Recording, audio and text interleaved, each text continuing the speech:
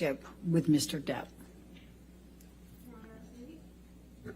May we have the exhibit taken away from... Sure. Thank you.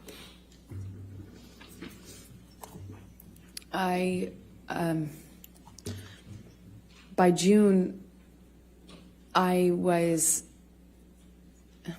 so torn. I was so in love with this person. Because when it was good, it was so good.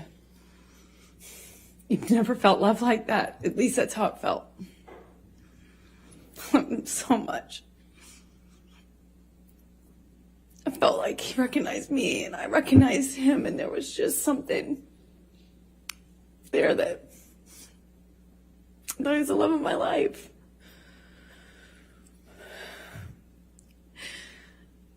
And he was.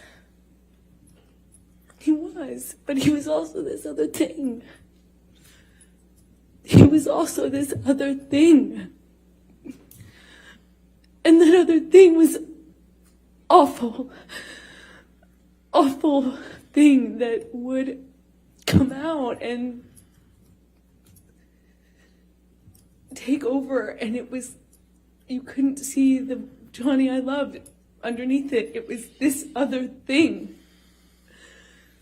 And no one told him. No one was honest with him. No one, he'd pass out in his own vomit. He'd lose control of his body, he'd lose control, and everyone would clean up after him. I cleaned up after him.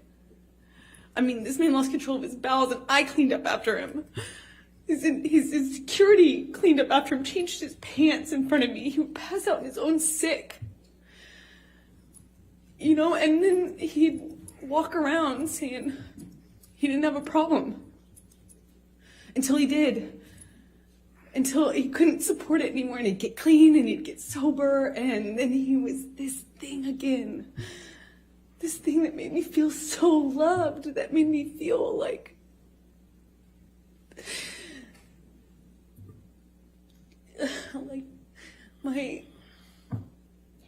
my soulmate. As cheesy as that sounds, I just felt like he knew me. And I recognized something in him, either some part of my makeup and my background or something, that I just got it.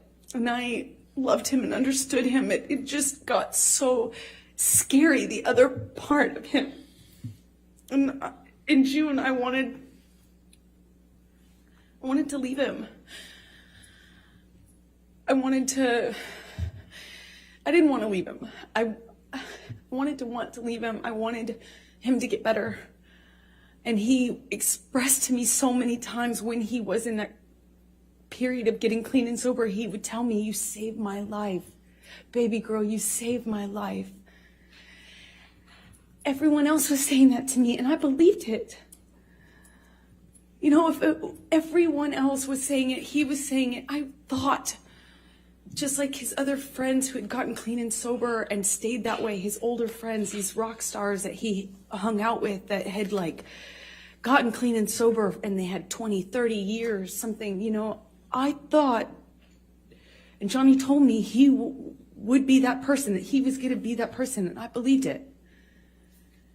I had so much, I looked at that man twice my age, I was 25, looking at this man twice my age, and I saw hope and promise. I had so much hope. The whole thing, kids and growing old together, sort of hope. If it was just for this one thing that he could do, which would save his life, which would be to get clean and sober. And I believed it. And I wrote this letter to myself, among many letters to myself. Objection, hearsay. All she did was refer to that she wrote it. She isn't saying what she said. I'll rule for that. Thank you. Okay. I wrote that letter because I thought it would be read to him. I could read it to him. I could say it to him in intervention, in help. And he would later thank me for, as he used to thank me all the time for saving his life.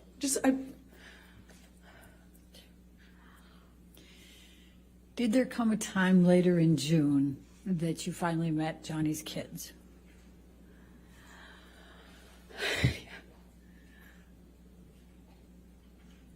I'm sorry.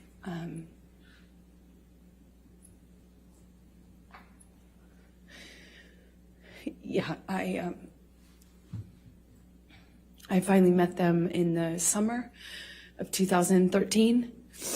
I had been with Johnny for over a year, maybe like a year and a half at this point, is my best guess.